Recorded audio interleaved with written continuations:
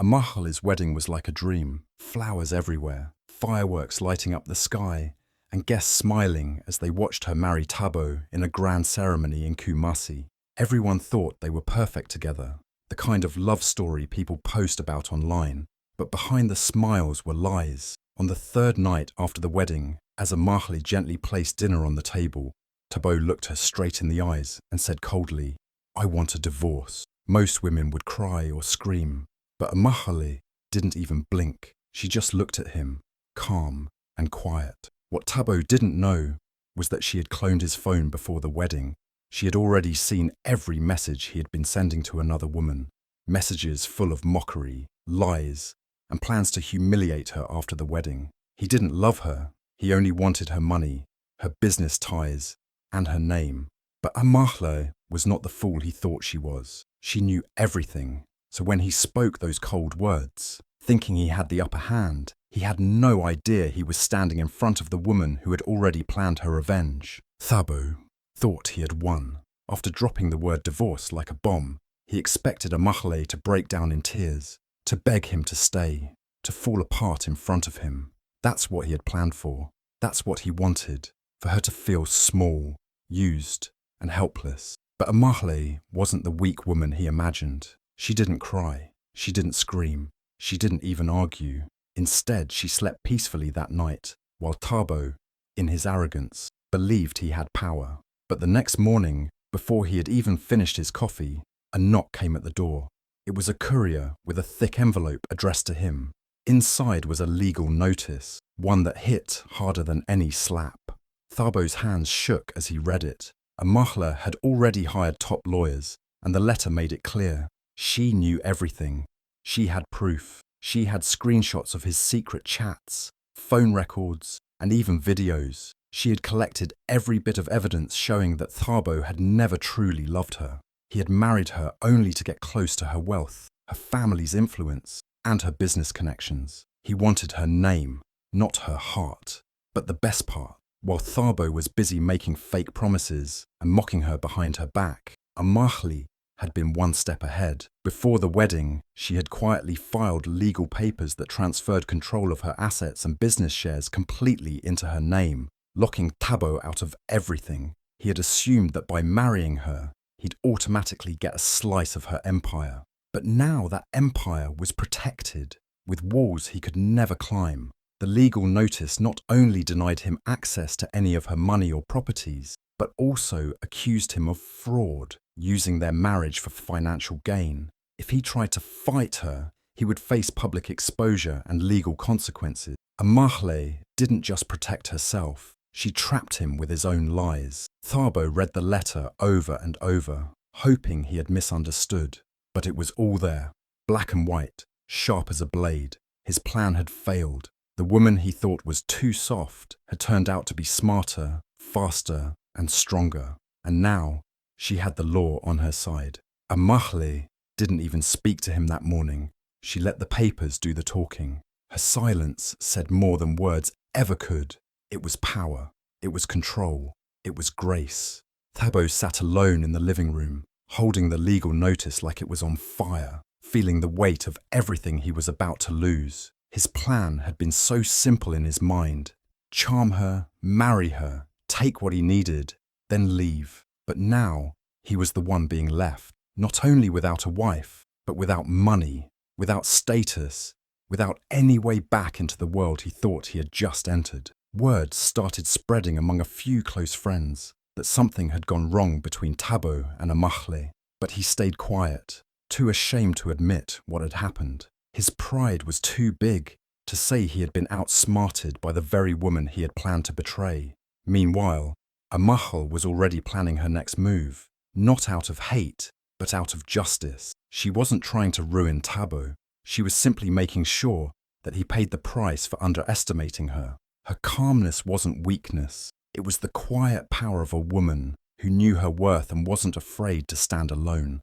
And the most painful part for Thabo, he knew deep down that she could have loved him truly. If he had been honest, if he had been kind, if he had chosen love over greed, he could have had a real partner by his side.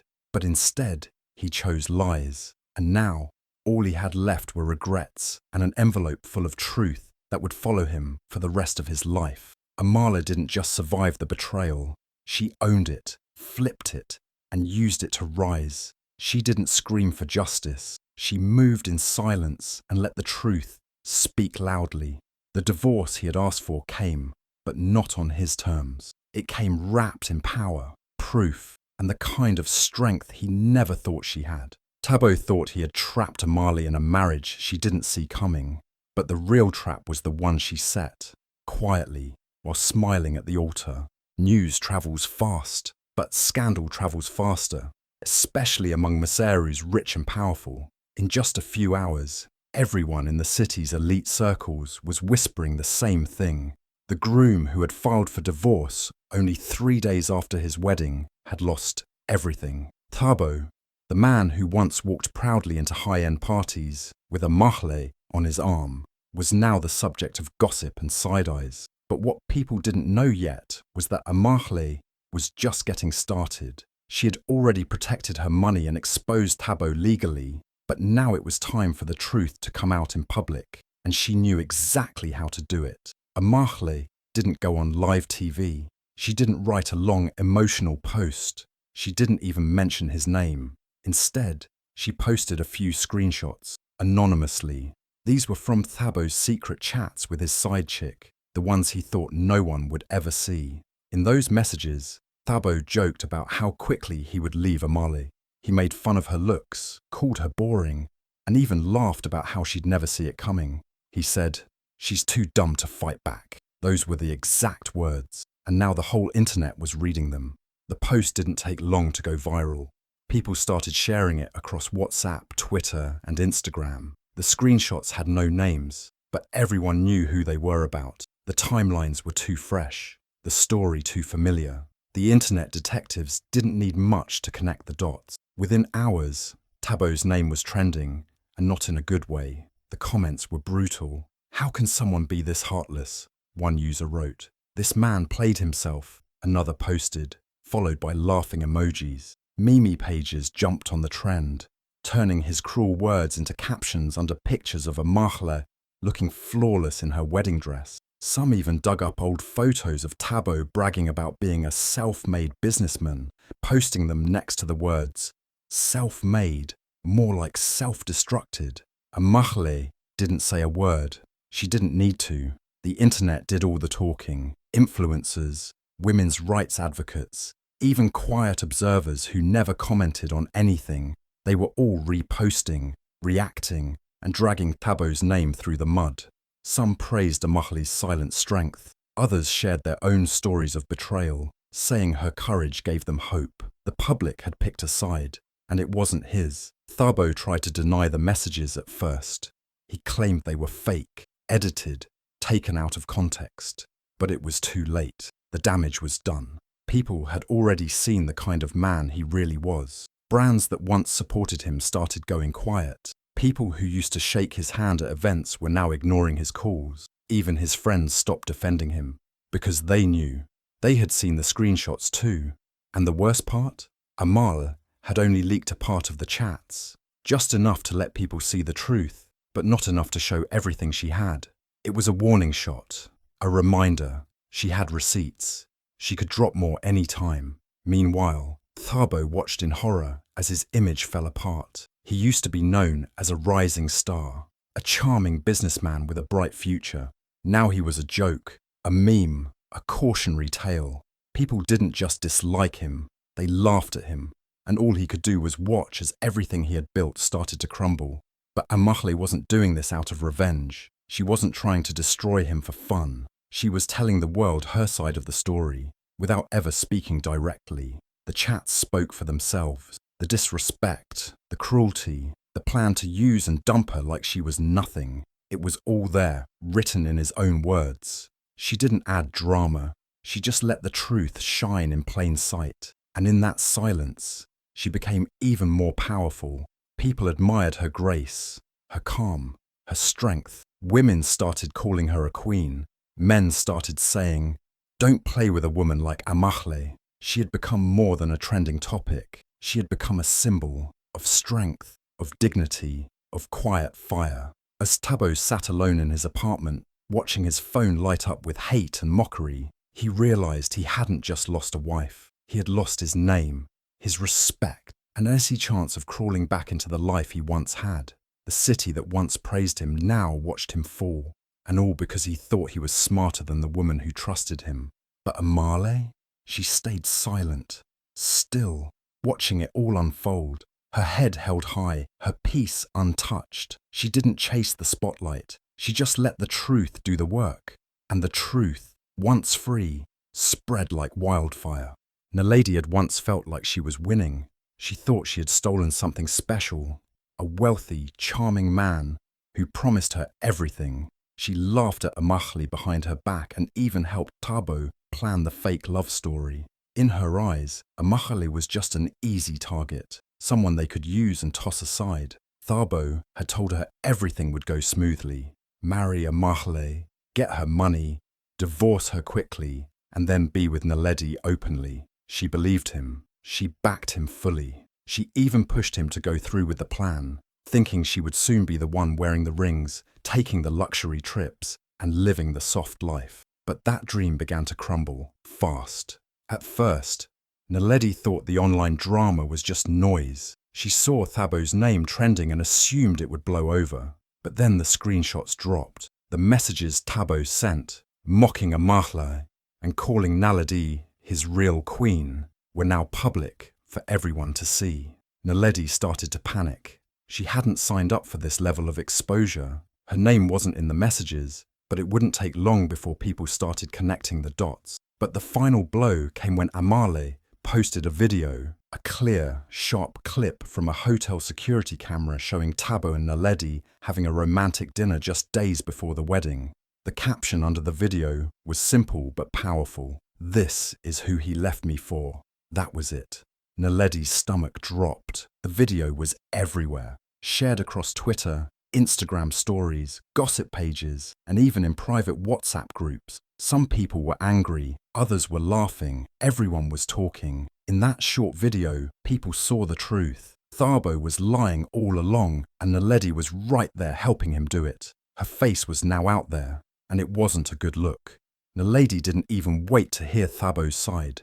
She blocked him immediately, on every app, every platform, every number. She didn't want to be dragged down with him. She knew her name was next if she didn't disappear quickly. Suddenly, the man she thought was her golden ticket became a walking disaster. She felt foolish, exposed, and afraid. Her glamorous image, carefully curated online, was now tied to a public scandal, and there was no coming back from that. Meanwhile, Thabo's life was falling apart piece by piece. The brands that had once proudly sponsored his startup started pulling out quietly. No press releases, no drama, just silence. One by one, they stopped answering his emails. Meetings got postponed. Invitations to events vanished. His team started to shrink. Investors who had once praised his vision began pulling their money, wanting no connection to the mess surrounding his name. They didn't care about his excuses. They cared about reputation, and his was now in the gutter. Thabo tried to do damage control. He called around, sent messages, tried to spin the story, but no one was listening. Even his closest friends, the ones who used to cheer for him, defend him, and follow his lead, began to distance themselves. They didn't want to be associated with someone whose name brought shame and mockery. No one wanted to be the next target of Amachli's quiet, powerful truth. And it wasn't just about business. Thabo was alone, truly alone. His phone barely rang anymore. He walked into rooms where he used to be admired, and now people looked away. He could feel the change, the cold shoulders, the quiet whispers, the looks of pity mixed with judgment. It hurt more than he expected. This wasn't just a failed plan. This was his whole world collapsing in slow motion, and he couldn't stop it. Amachli didn't respond to any of it. She didn't clap back, didn't argue, didn't gloat. She posted the video and disappeared, letting it speak louder than any words. People admired that, the strength to let the truth stand on its own. Her silence made her even more powerful. She didn't need to explain herself. The world had seen everything it needed to. Thabo had tried to play a game, thinking he was smarter than everyone else. He thought he could cheat the system, trick a good woman, and win big. But now he was left with nothing. No love, no money, no respect. Naledi was gone. His career was in ruins. His name was no longer one people said with praise, but with disgust or laughter. And Amahle? She walked away from it all without saying a word. No drama, no breakdowns, no revenge speeches, just quiet moves, smart choices, and the truth as her shield. The world watched, learned, and chose a side, and it wasn't his. Amal didn't just walk away from that marriage. She walked into a new chapter with her head high and her spirit stronger than ever. The betrayal, the drama, the public humiliation, none of it broke her. In fact, it lit a fire inside her that the world was about to see. She didn't sit and cry or hide from the world. Instead, she turned her pain into power and her story into something bigger than revenge. Amahle knew what she had been through wasn't just personal. It was something many women could relate to, and she wanted to do something that would speak to every woman who had ever been betrayed, mocked, or underestimated. So she launched something bold, a new fashion and lifestyle brand called Day 3. The name came from her own experience, the third day of marriage, when everything fell apart, but also the day she chose to rise. Day 3 wasn't just a brand, it was a message, a reminder that you can start over any time, even when people expect you to stay broken. Her first collection was all about strength, elegance, and confidence. The colours were bold, the designs were sharp. Every piece told a story of survival and new beginnings. She didn't beg celebrities to wear her designs. She didn't need to. Within days, top influencers across Africa began posting photos in Day 3 outfits, with captions like, "Wearing my power," and "This is what rebirth looks like." The message behind the brand was louder than any logo. Amahle had turned her pain into a platform, and people were listening. Media outlets picked up her story. Headlines called her the woman who turned heartbreak into a movement. Talk shows invited her to speak. But when Amahle did interviews, she never spoke with bitterness. She didn't even mention Tabo's name. Instead, she spoke about healing, self-respect, and how women need to protect both their hearts and their dreams. She became a symbol of modern African womanhood, bold, brilliant, and unshaken. What made Amahle's story so powerful wasn't just what she went through, but how she handled it. She didn't scream. She didn't fight in public. She used her silence, her truth, and her grace as her weapon. And people felt that. Women from all over began to message her, thanking her for showing that it's okay to walk away from someone who doesn't see your worth. Men, too, began to speak about how deeply they respected the way she carried herself. And while her brand grew bigger each day, so did her influence. Events started inviting her not just as a fashion entrepreneur, but as a speaker. She spoke to young girls in schools about self-worth. She helped fund business workshops for women starting over after divorce. What had started as a personal heartbreak became a movement for change. Her face was on magazine covers, not as the ex-wife, but as a visionary. Her voice became part of something bigger, a new way of showing strength that wasn't loud or messy, but clear, graceful, and unforgettable.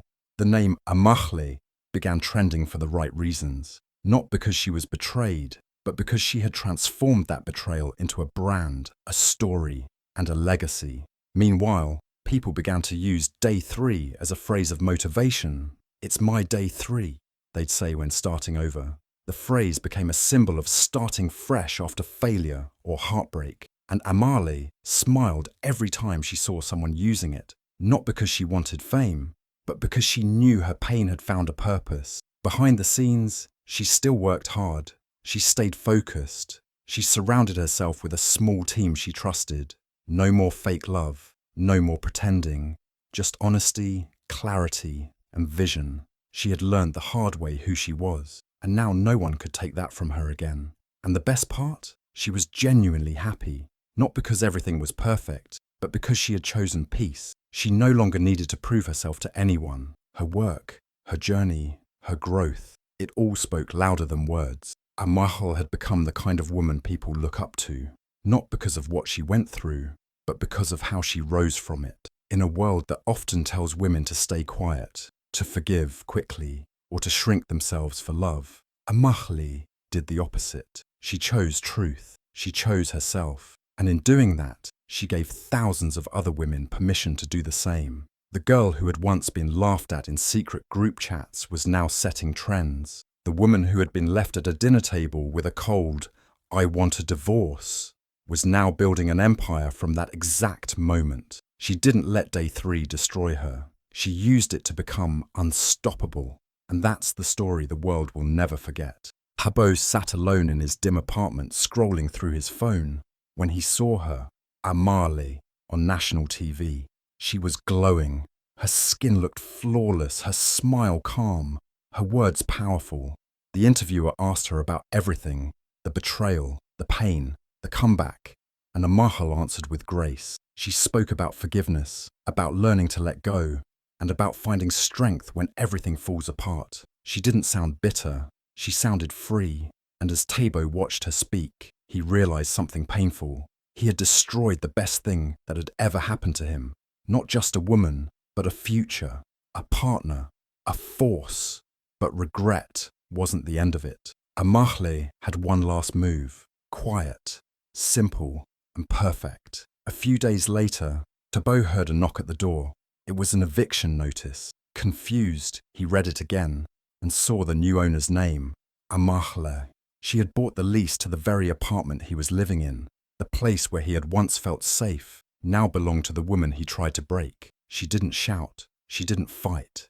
She just walked in silence and in heels, and let karma do the rest.